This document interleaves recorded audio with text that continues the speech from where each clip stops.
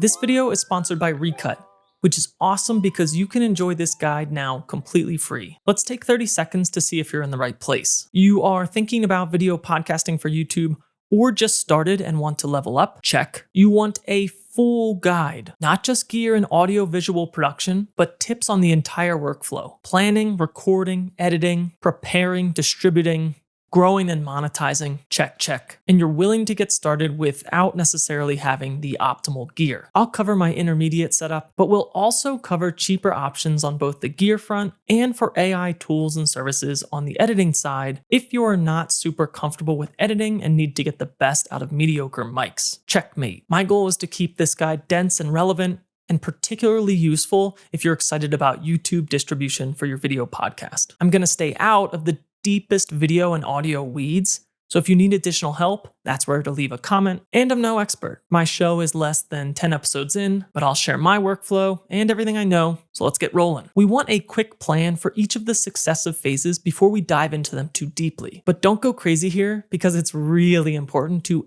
actually start. Got that? Plan, but not a ton. You've got two major objectives. One, just get started. Some tough love for you, but you should have started yesterday. Done is better than perfect. That's a show I worked on. I found it scary to start. Most people do. So you just have to start getting those reps in. Two, just as easy to say, just as hard to do. Do not stop. Go at whatever pace you need to in order to go at it for the long haul. So that's really it. Just start. Don't stop. Out of the shows I've worked on, they've been doing it for hundreds and hundreds of episodes. You'll need time to get into a rhythm and get good, and then you'll need time to grow after that. Video adds considerable complexity, but I think video is the play in 2023, 2024, and beyond. So those are your two major objectives. You've also got two major deliverables, an MP3 audio file and an MP4 video file, and cover art and thumbnails and descriptions and notes and timestamps. Let's focus though on the MP3 and the MP4. There are countless paths you can take to get good deliverables. I'll detail mine, but you're going to have to customize for yours. For our distribution plan, we want to know where we're dropping that MP3 and that MP4 file. We're obviously going to go to YouTube. We could go to Spotify video as well. And we want to go to all big time audio platforms for that MP3 distribution. And thankfully, hosting is a pretty solved problem in 2023. So distributing that MP3 to multiple platforms is pretty easy to do. YouTube is great because of search, discoverability, and familiarity. People are used to sharing links. YouTube Music is catching up as a podcatcher. RSS support is coming soon, I think. You can link shorts to videos now. Ad services and analytics are baked right in. I think YouTube is the golden goose for the next few years. Transistor is what I use to publish my MP3 to Apple, Spotify, and others, and it's possible to publish directly to YouTube from here, though I don't. I'm on the starter monthly plan, so if you want to cut costs, check out Spotify for podcasters, previously Anchor, and Buzzsprout. From a content planning perspective, try to identify a central theme and ideally a pretty tight niche. For example, instead of trying to cover YouTube broadly on my show, I'm covering on the parts that specifically interest me on my channel. I know that only a small percentage of my regular video watchers are going to be interested, but that's okay. They become your super fans. For topics on my show and similar business update shows, they kind of plan themselves based on what you've been up to lately. If your show will be topic or interview based instead of update or news based, then it's probably good to jot down 10 ideas right at the start and just plot a little bit of a direction. Plan if you're going to go solo, if you're going to rock a co-host, or if you're going to have guests on. Solo is much easier from a coordination and from an editing perspective. If you're motivated, it's easier to motivate and schedule yourself. If you're someone who needs accountability, having a co-host or interviews lined up to get you to the mic might be something that you like. Just know that if you want to record remotely with others, you'll need to plan out how to make that happen and get the best quality audio and video. If everyone involved in your show, including the guests, are fairly tech and camera savvy, you can do this yourself and share files locally. If not, tools like Riverside and Squadcast, now by Descript, are probably going to be essential in getting the best quality assets. Now, at the episode level, in my experience, it's best to start with somewhat of a premise, get going, and then morph that format based on what you and what your audience resonates with. It's easy to use outlines as a crutch.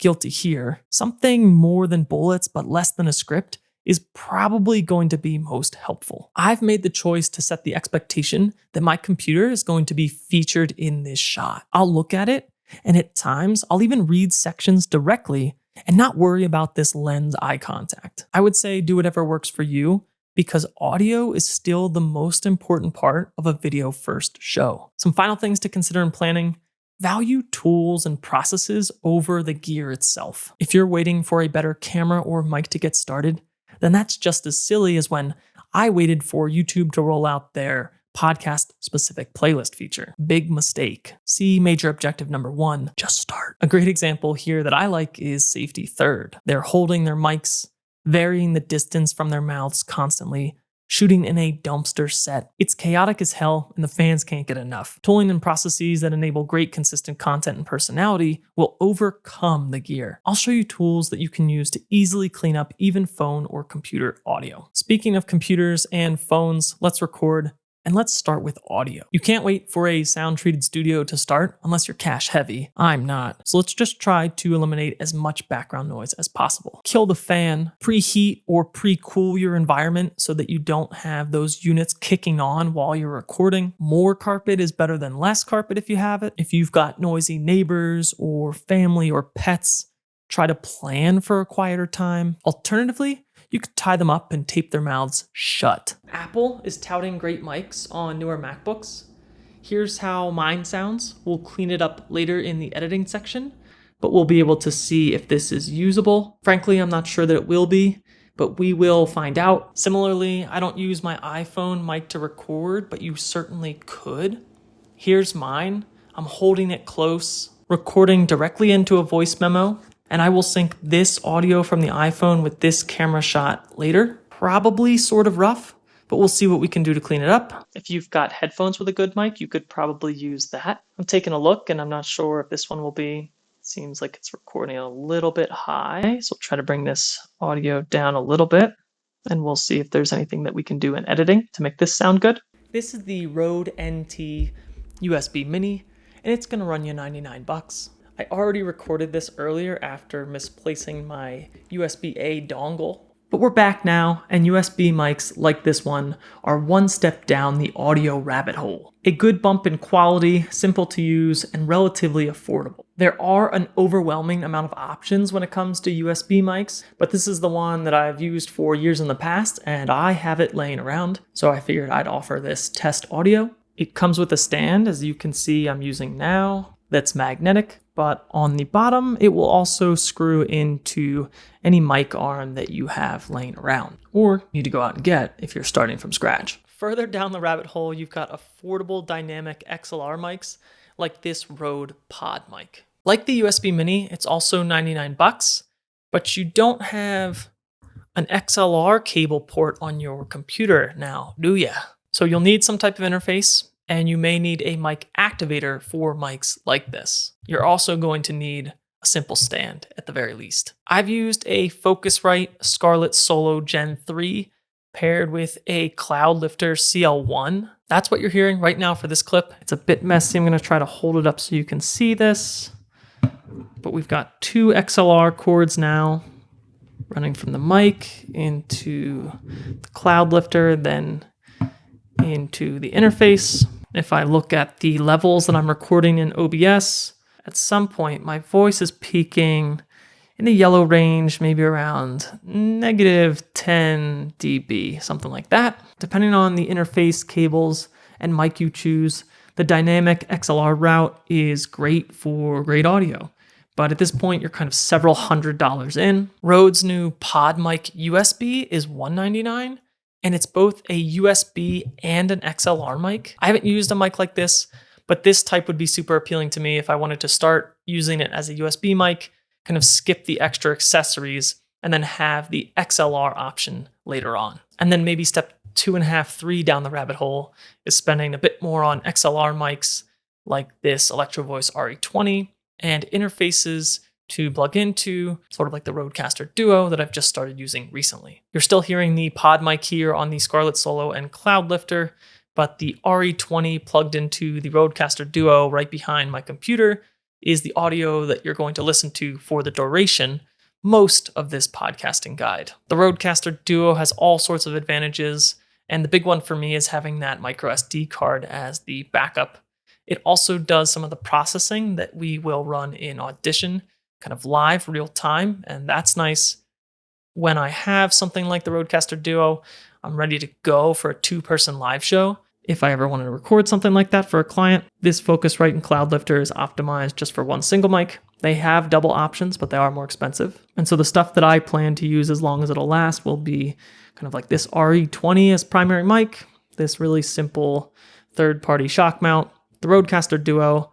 I've got the pod mic as an alternative mic in case this one ever stops working, or for the guest. I also have 2 XLR mics now. And we need a way to capture what we're recording. For the phone, we'll transfer and then drop that file into our editor. For the rest of the options, I like to record in OBS. Simple, free, and we can record our screen and our webcam. So for my setup, I have the Rodecaster Duo recording locally to an SD card. I have that plugged into my computer through USB-C, and I can now select that audio source in OBS. So when I'm finished, I'll have my good audio recorded both directly on the device, the micro SD card, and on the OBS MP4 file, which I'm recording right now. That file will also have my screen recording, and my camera will have my good video shot. That good video is also going to have an audio track, but it will be unusable from a podcast perspective. What we'll do is use that to sync the audio and video from the camera with the audio and video from OBS and this microphone. If screen recording is a heavy focus of your show and you want an all-in-one solution where you can edit your recordings, something like Camtasia might be worth a look. But that's just the audio part, so let's add video. The easy freebie option is this webcam right here, free, because it's included with your MacBook or PC. And how this looks isn't ideal, right? But that's the point of this guide. Just get started with what you have. In OBS, this is the video capture device. If I right-click Properties, the device is the FaceTime HD camera. The preset is high. You can reduce resolution if you want, but I'd click high. And OK gives us this view right here. If you are using macOS, you have a relatively new MacBook, a relatively new iPhone. Using the iPhone as your webcam is probably going to be the cheapest bet without having to buy anything new. This is the Moment tripod mount for MagSafe. I have this on a Peak Design capture clip plate. So I've got a tripod right behind the camera here. I'm going to put this on that. So the phone's on the tripod now, a few inches above this webcam. I'm going to go into OBS on the video capture device input. Again, right-click Properties, and we can switch this camera over to Dan Yoshua's iPhone 2 camera. Still using the high preset. Click OK, and you can see this is a much wider field of view on this wide camera, approximately the same field of view as a 24mm lens on a full-frame sensor. And as I'm looking at this on my computer screen, definitely I would want to go in and crop a little bit, probably straighten up some lines. I think using the MacBook and the iPhone with continuity camera is the easiest, fastest way to get up and going and get pretty high quality images out of a camera that you already have, record it, using something free like OBS, I think you're off to the races. Like I'm doing, you can put this on any tripod and mimic, a wide shot on any regular camera. It's not perfect. Obviously, I can see I kind of have that like over sharpened iPhone look on my face. I don't have great separation between myself and the background. This isn't quite as blurred out as when I'm using my camera with a 50mm lens, but it's a really good start and it gets you going. And at this point, if you have another mic plugged into your computer, you can use your phone as the camera. If you still want to use that phone as your mic, there are some good options. For a period of time, I did use a plug-in lav. I used the Lightning to audio jack adapter in order to do that. And I would want that length here to be able to use this iPhone as both my camera and where I'm recording the audio. I'm also not sure that works while using continuity cam. A wireless option that would be much more ideal, but also more expensive would be Rode's new wireless pro mics. That's going to be a big help if you're serious about mobile content creation. They clip nicely to anything. There's a wireless transmitter, and they also record directly onto each mic as a backup. And then this is not super ideal, but this is my trusty Hero 9 Black. If you have a GoPro lying around, you don't want to use your webcam, you want to have some mobility onto a tripod, then this might work as something to either, I think you can connect this directly as a webcam, sort of like we did in OBS, or this I just have set up standalone. I've clicked record, and again, I'll sync this video clip with this RA20 audio in editing. You also might run into some heat issues here, but maybe not. Depends on the length of your recording and how new your GoPro is. After these options, you're getting into dedicated cameras. There are certainly better options than my two cameras suited specifically for podcasts, but you can make just about any camera work with some workarounds. It just might not be ideal. My primary photo camera is the Canon R6. Plenty of lens options for this type of recording that range from generally pretty inexpensive to spend as much as you want. You can record to 2 SD cards for redundancy, which is really nice for this type of thing, but it has a 30-minute record limit, and that's a big bummer for shooting a long form video like this. In 4K 24 frames per second, what I'm recording on now, this will also start to overheat after long recordings, even at room temperature, and that can limit your record times. The Canon R6 Mark II is around $24.99 USD. It doesn't have a record limit and seems to handle heat better. The Canon R8 is the other camera that I'm using for the next several months, and that's what I'm shooting on right now. Right now I'm using a nifty 50. The camera is fairly far away, but if you wanted that nice close desk shot, you could pair the Canon R8 with the RF 28mm pancake lens, and that package together is going to run you about $1,900 USD. And I'd say that combo, because of the recording limit situation, is even a little bit more capable on battery power than something like the Canon R6. I reliably seem to get about an hour, maybe a little bit more, so kind of plenty to cover my use case. A Sony option around this price point is the new A6700, though it looks like you may hit heat issues on longer episodes with that type of camera. Something like a Sony FX30 paired with a 20mm lens is more like what I'd think of as the ideal tool at a great value for my setup. At some point, you're going to need a tripod, and while I like Peak Design a lot and regularly use their travel tripods, they're pretty expensive, and I'd recommend going with something in that $100 range. Anything less, you're probably gonna have to buy another. Anything more, and if you're not using it often for other photo and video, it's probably overkill. For lighting, natural window light will get you started. That's what you're seeing on this side of me and on this side of my face, where I typically use a 2-light setup. Continuous video lights here, though, are going to be your friend. That's how I'm illuminating the left in front of me right now. More affordable options are going to be ring or desk or panel lights. Brands that come to mind are Lume Cube and Elgato. More professional style options are going to be brands like Godox, Amaran, and Aperture. I have 2 Aperture lights and 2 modifiers that I like. This is one of them, like I mentioned in this shot, but I also use these for YouTube and creative freelance work. That's how I paid for them. So before I really got into that, I was using much cheaper options to start. Just something so that I could record at night pretty reliably. And C-stands are nice and sturdy for big lights like these. If for your show you have dreams of lighting multiple guests in a studio and you don't know much about lighting, you might have to do a deep dive on YouTube to get started. One of the easiest methods is probably to hang a fairly powerful but very diffuse light right in the middle of 2 guests seated at a table. Illuminate both overhead and both of their faces. If solo, stick that bad boy off at an angle, diffuse the light if you like the soft look, and that'll give you something to separate yourself from your background. All right, so we've recorded, hardest part is behind us. Now on to editing. Again, 2 main deliverables in this phase. What are they?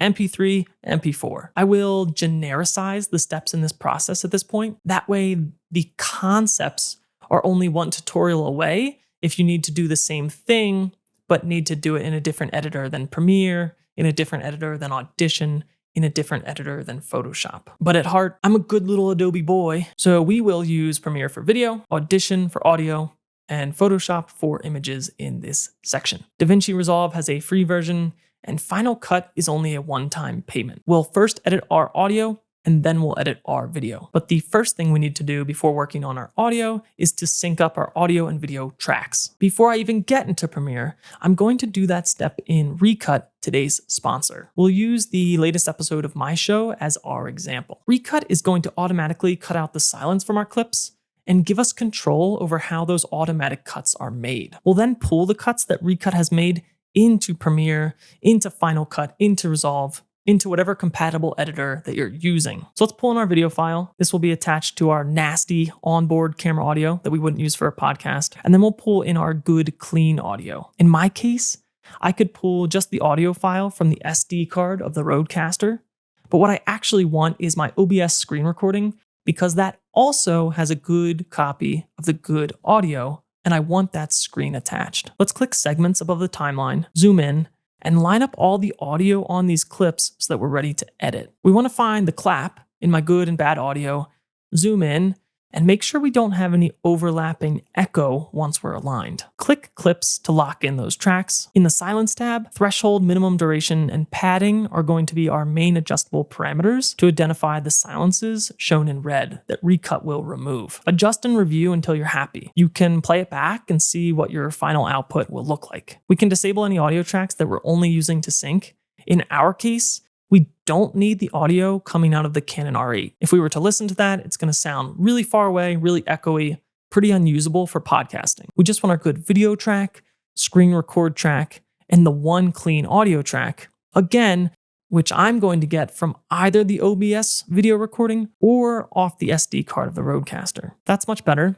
And if we hide our A-roll video here, we can see the screen recording is still on a layer underneath. If we head on over to the export tab and we only have one video track, we could bake all this together into a new video file if we wanted, but I prefer to export the timeline as an XML and preserve my screen share track. That way, when we open that XML file in our editor, Premiere in my case, all these cuts will be preserved. Let's try that in Premiere now.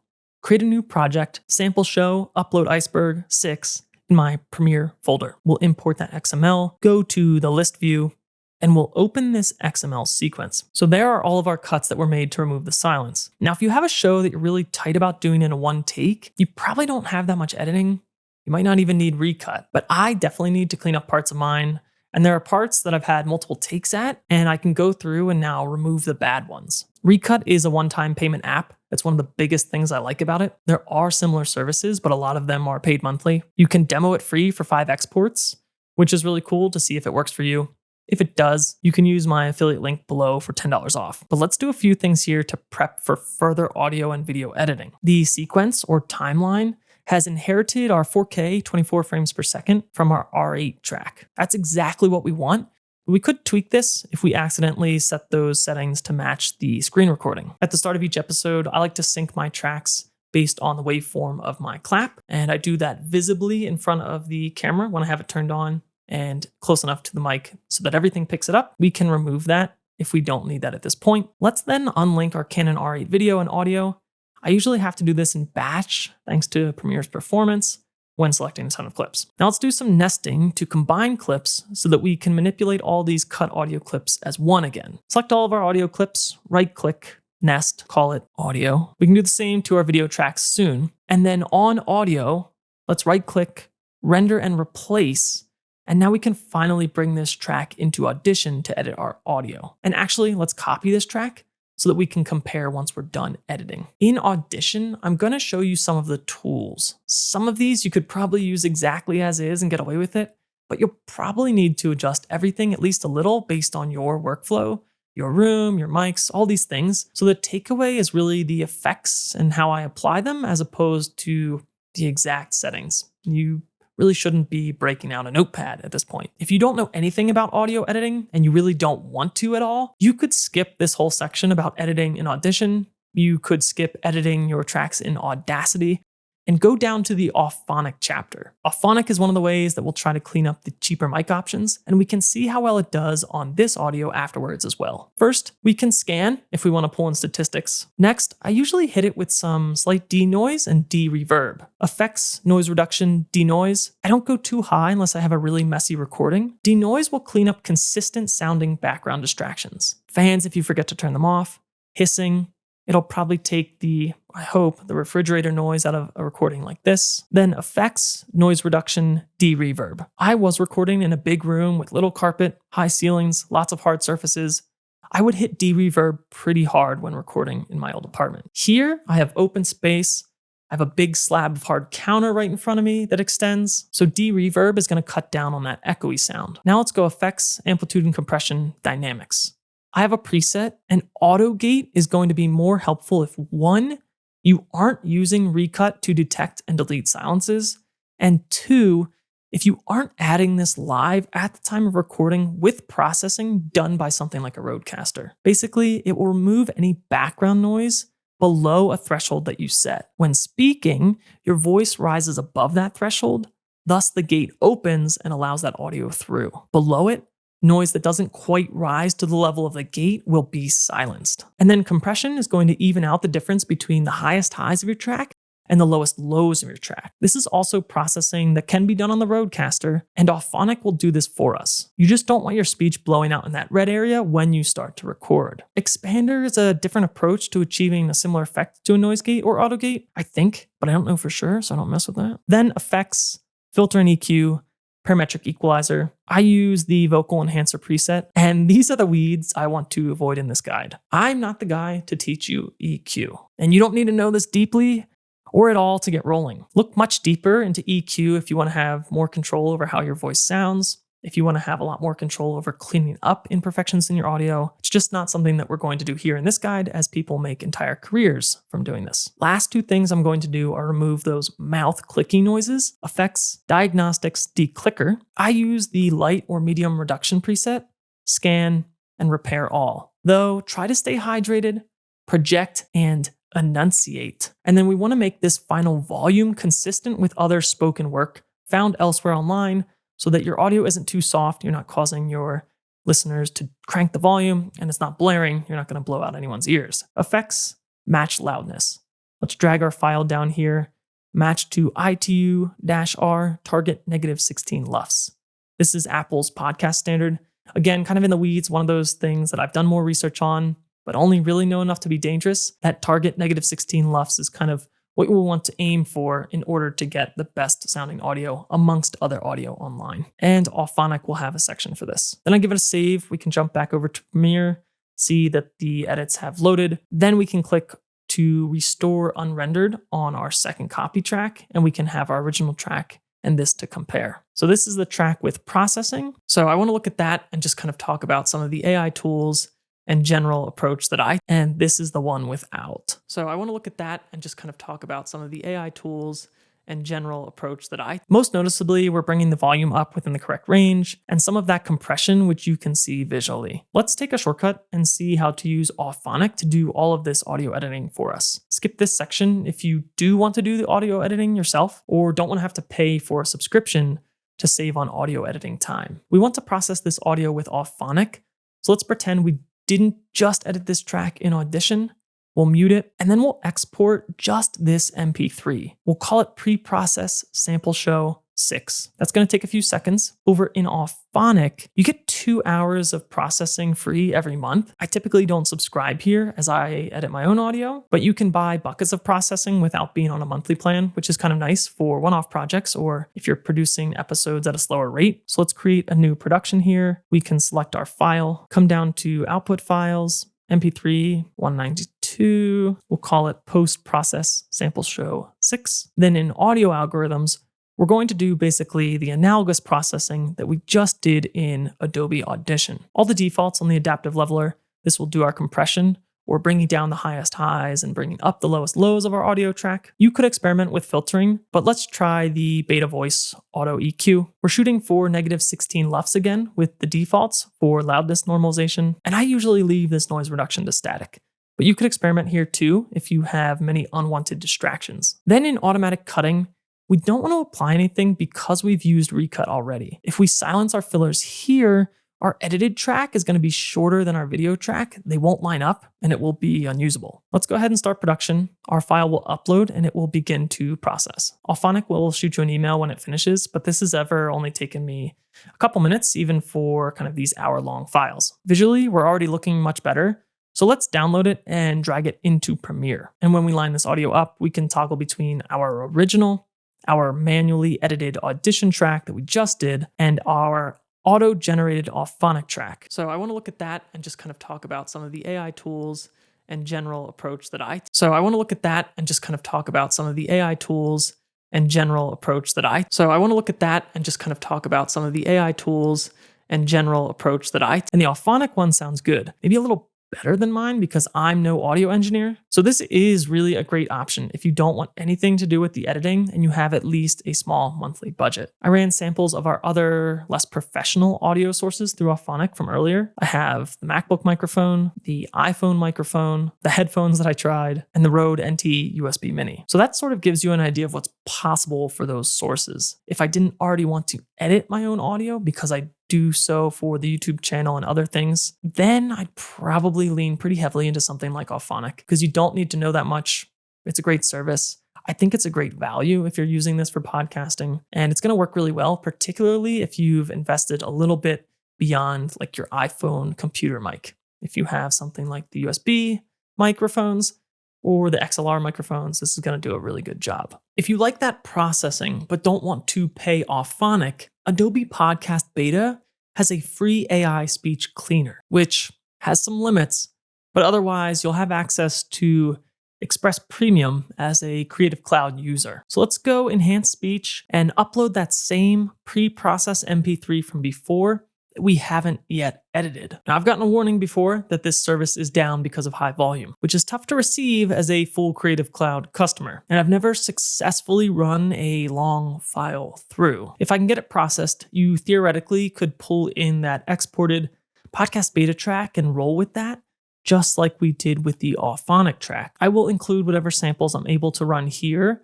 through this processing as I edit, but hopefully it will become a more reliable option, and honestly a pretty enticing one if it starts to work reliably and you're already in the Adobe ecosystem. So I want to look at that and just kind of talk about some of the AI tools and general approach that I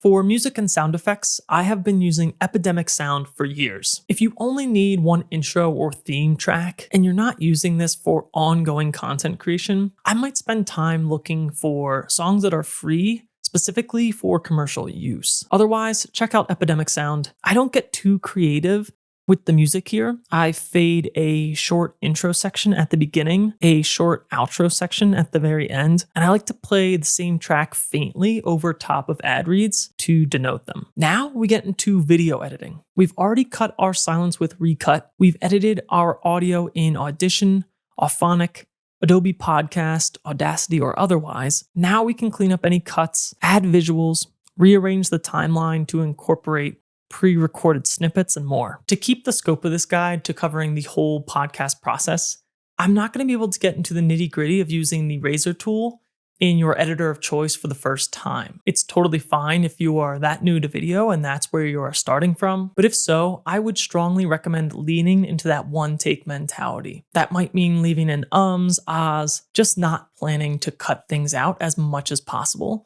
because you're already going to have your hands full with cutting the beginning, the end, inserting any titles, adding any music, and exporting the project. But there are a few things worth covering more closely. In my case, a single speaker setup, I want to cut back and forth over the course of the episode between this full A-roll shot here and my screen share with the A-roll superimposed as a tiny corner. I'll show you how to do that easily with the multicam sequence. And I like to do that as I proof listen to my episode before exporting. And you can use this same multicam editing technique if you have guests with multiple cameras, though there are plugins like Autopod that will switch between multiple speakers and their cameras automatically. I haven't used Autopod personally, and it is $30 a month, so it is a bit more expensive. You need some budget.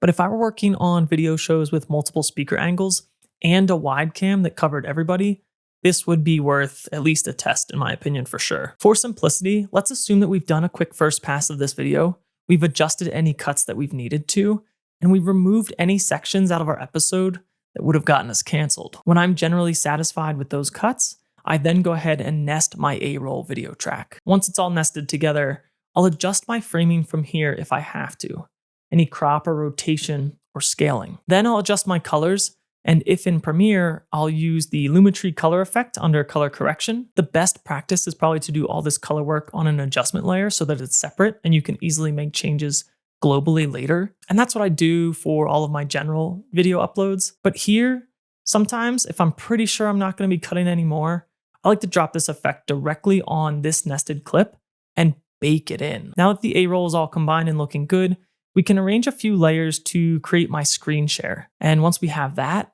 we'll multicam cut between the two. So let's hide this A-roll for a second. I'll create a color matte that extends for the full length of the timeline here, in this case white. I'll go ahead and nest these screen share cuts because I want to manipulate them all together, just like we did for my A-roll earlier. Again, in your use case, this screen share track that I'm manipulating might be just a different camera angle for you, maybe even a different speaker altogether. I'll scale this up to better fit my 4K timeline, and I'll crop off part of the screen to better highlight what I want. Then I'll move this around a bit, and now I'm ready to duplicate my A-roll track because I still want to show a smaller shot of me overlaid on this screen share. We can copy it, make it visible here, scale it way down, and crop in on the sides as well. And then I'll arrange these two tracks how I like. So now we have our white color matte, our screen share layer, and this scaled down A-roll all together in 3 separate tracks. But let's go ahead and nest all 3, because for the multicam, we just want this whole composite scene. So here's our combination of tracks, and underneath this new combo, our original A-roll track. Finally, one more nest. Select these 2 tracks, nest, right-click, multi-camera, enable. We then want to enable multi-camera in our playback settings, and we'll see our main camera now alongside a digital switcher. As you play your timeline back, you can switch between cameras by pressing 1 or 2 on your keyboard, and your cuts will be made into this nested multicam track. You can always go back and change which camera. If you right-click, you can choose between them, and you can further slice and dice with cuts as needed. Last things I would want to do, one would be adding my music to the starts and end of the episode and include fades in and out for these sections of the music track. You could cut in a reusable video track to promote your products or services or sponsored sections. For me, in this case, it's going to be Recut. I have a small reusable MP4 snippet that I can slide in here for my ad read. And then if there are things that I've forgotten to say or things that I want to clear up without getting back on the mic and recording additional audio, I might go in and add some screen titles or even add pictures or B-roll over top of all of these tracks just to point out things or emphasize things that I was talking about at any given time in the episode. If we've watched through here and we're happy with both of the audio and video, we'll go ahead and export. As a reminder, setting up this multicam switching is going to be possible in any fully featured video editor. If you're not using Premiere, you might just have to look up what these buttons are called, where they are, how to enable some of these settings.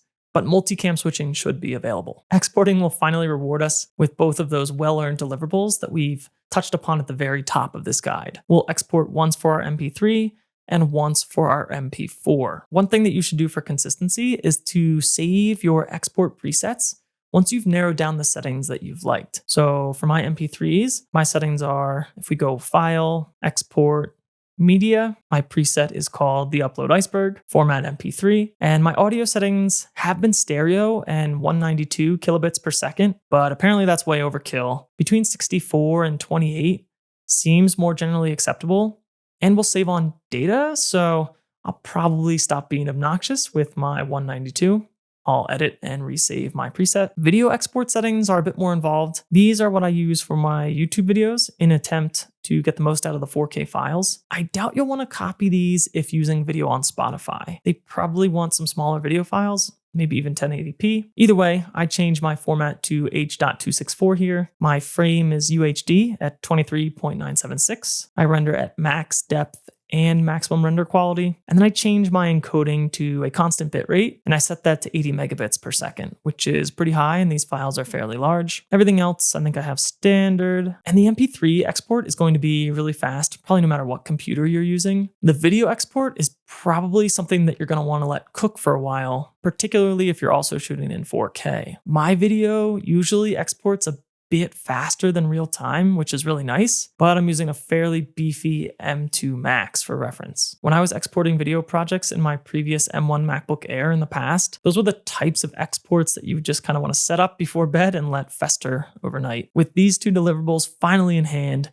we can prep them for distribution to the world. And when I say prepping, I mean that as part of distribution. I've separated them out because to me, the real work is in the prep stage. In distribution, which we'll cover immediately after, that's kind of the easier button pressing phase. When it comes to both, I'm way less excited about doing this for my own show than I am when I get to do it for others' shows. But let's run through all the pieces that you'll need to gather. When I'm thinking of names or titles for a show, just as if I was thinking of a business name, a domain, or a product name. I'm striving for some combination of uniqueness, something that at least hints at what's coming, and maybe something that's easy to say, pronounce, or remember. In the upload iceberg, I do hit uniqueness, but it doesn't give you a great idea about what you're about to listen to. Instead, I'm relying on my title artwork combination to do some of that heavy lifting. You want a high-res PNG or JPEG, and we're shooting for 3000 by 3000 square. I'm doing this inside of Photoshop here, but lots of people are using Canva for this sort of thing. Admittedly, and as you can see,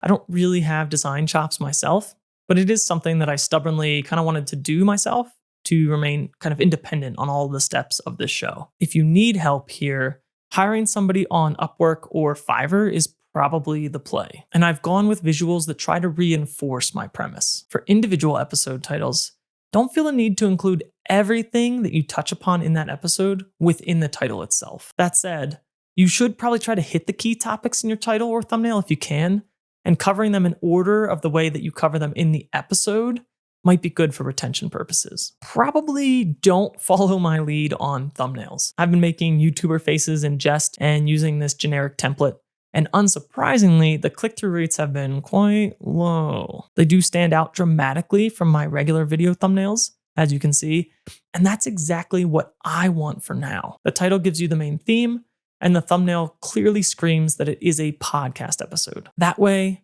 those of my subscribers that want to watch the podcast know in an instant if they want to watch it, and if they only want to be there for my regular uploads, they can see clearly that it's a podcast episode and they can avoid it. If you don't already have a channel or a following and you want to try to take advantage of the YouTube reach when starting from scratch, then I would probably want to lean into thumbnail strategy, maybe more traditionally and heavier. Certainly that means crafting some sort of title thumbnail combo in your head or in your outline prior to even recording. And the faster you can address the intrigue that you've created with that title thumb combo at the start of the content, the better. Go as far as to select topics that will lend themselves to creative, engaging, highly clickable thumbnails, because this will be one of the keys and one of the best ways that you can unlock organic growth by publishing to YouTube in the first place. Now, show notes can range from something really in-depth, almost blog-like companions with quotes, to something very sparse, maybe a sentence or two beyond the title with only the most necessary links. For those with budgets and who are tight on time,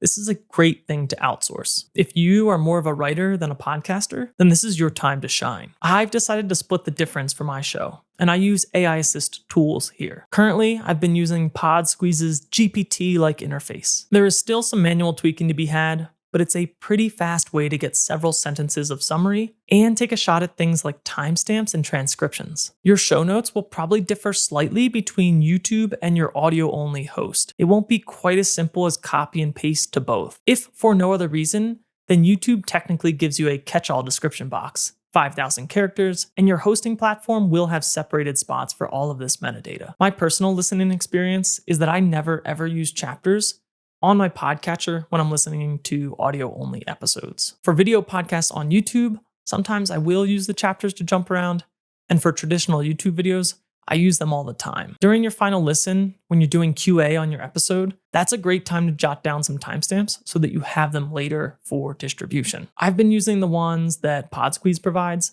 and they're a pretty okay start. Transcriptions are good to have from an SEO and certainly an accessibility standpoint, but they are a little tricky to get super accurate, or at least to do so quickly and cheaply. Podsqueeze will also take a run at these, and they've been kind of meh. I haven't included these in my episodes, but I probably will start and backfill for the episodes that I have. For better accuracy and better speaker detection, something like Descript is almost certainly going to be better. And if you really need high accuracy, you'll want to try more expensive standalone services like Rev that get a human touch. When you have all of these pieces together, you're ready to distribute, to schedule, or publish now. And when first starting your show, there's obviously a few more additional things that you need to set up and tasks that you need to complete. You'll often need to pick the most fitting categories, some odds and ends metadata. Every hosting platform makes pretty great documentation around how to do this, because they don't want you getting stuck. Here you can see the Transistor resources. Spotify will point you to Apple's guide to getting set up in podcasts.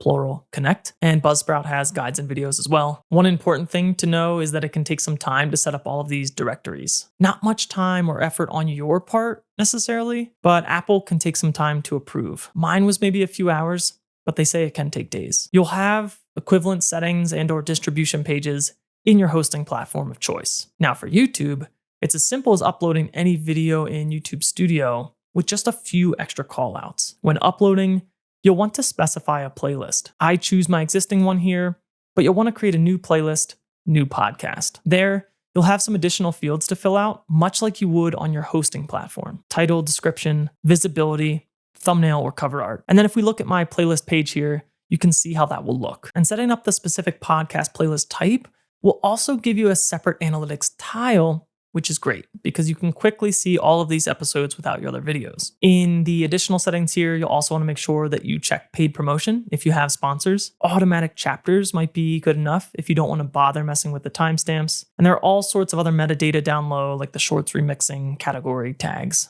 comment controls. I spend minimal time here. Some people agonize over the tags, but YouTube themselves says right here that they don't help much at all. For my regular uploads, I spend maybe 10 seconds filling these out, maybe a handful of tags at most. And many of my videos, I don't even bother. They don't have any kind of tags. Obviously, YouTube very quickly figures out which search terms to show them for. From an overall YouTube podcast strategy perspective, you might be making the choice between starting one of these podcast-specific playlists on your existing channel, or depending on the circumstances, you might want to create a whole separate new channel just for the podcast. I made the choice to keep my one podcast on my one self-titled channel. Surely not all of my subscribers have liked this, and I expected and did see a little bit of churn there, but I'm trusting that over time, YouTube is going to get really good about figuring out which subsets of my subscribers to show these podcast thumbnails to. And the hope is that they don't show them to people who are never going to click on them anyway. If your show has literally no connection whatsoever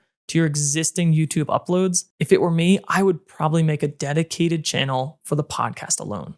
I'd still set it up with this podcast specific playlist to capture all those videos, but I would not intermingle with my regular uploads if there's no connection whatsoever. After you have all of your overall show details set up, then you can move to schedule individual episodes in your hosting platform. Again, Transistor is paid, but I was familiar. I've been following their business journey for a long time. They let you create multiple podcasts, and that appealed to me if I ever want to experiment with other audio-only shows soon. They give you a custom little website, which is a nice landing page. I like their interface and analytics, and they have a great affiliate program.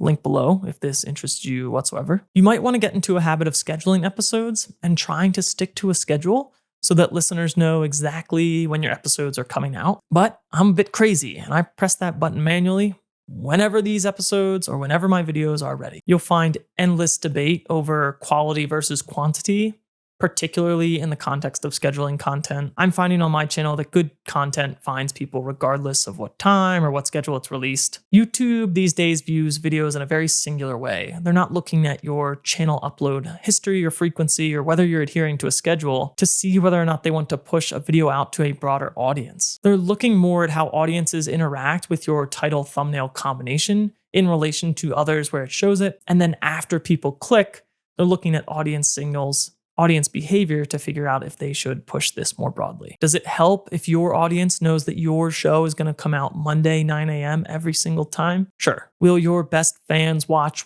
whatever you make whenever you put it out? Also, yes. Think about your own listening behavior. There are certainly shows that you know have a schedule and you kind of know when those episodes will largely be available. And you probably listen to shows that just put out whatever, whenever, and you're excited to see when those episodes drop. The truth is that growing and monetizing podcasts can be really tough, tougher than YouTube, and I've only just started. One growth strategy that you've probably seen everywhere is to clip your episodes into tasty little tidbits. You usually see these as shorts or reels, but I don't do this myself. I don't really have the bandwidth, the experience, and haven't had any success doing this.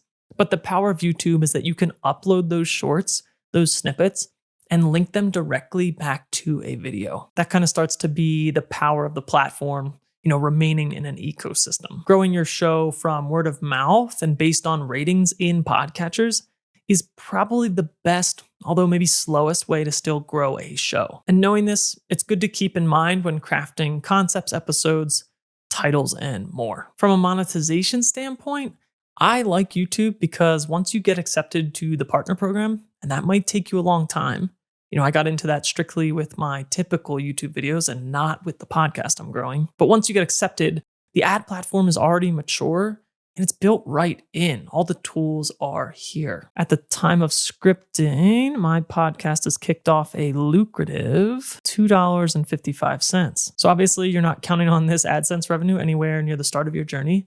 And for most shows, probably not ever counting on this. But the key is that it's already built in. You don't have to think about it.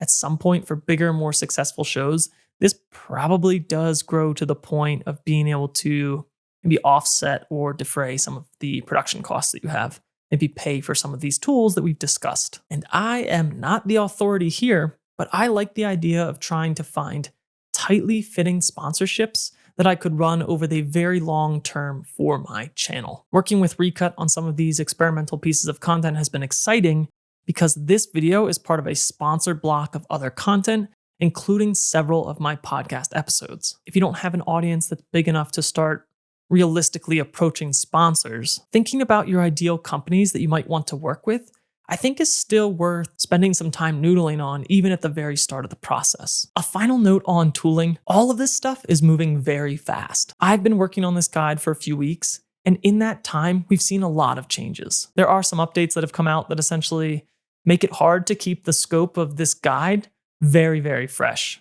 It's just changing rapidly. These types of updates are happening everywhere, and a great way to try to keep up is to subscribe to the Pod News daily newsletter. And these are just the tame AI updates. And here are 3 things that you can do to help me if you got a ton of value from this free guide. First, and easiest, leave a comment on which part helped you the most, or about anything that you still have outstanding questions on. I try to treat comments on this channel sort of like an inbox, and anything that's productive, I'll see and try to respond to. 2, if podcasting, content creation, or content marketing is part of your job or side hustle, sharing this video might help me get some freelance reach. That would be kind of cool. And 3, Recut has been a great tool for me. And if you think it fits in your workflow, use my affiliate code below to save yourself $10. If you're intrigued but unsure, Recut has a great fully featured trial that works for up to 5 exports. All of the other affiliate links that I've mentioned are clearly labeled down below, and using them, if any of these products or services entice you, is a great way to support me at no extra cost to you. And as a bonus, my podcast, The Upload Iceberg, will cover the growth of this channel here. While I cover my camera videos in depth, I also dive into the process around the show, look at all these YouTube analytics, and cover other topical tidbits of content creation.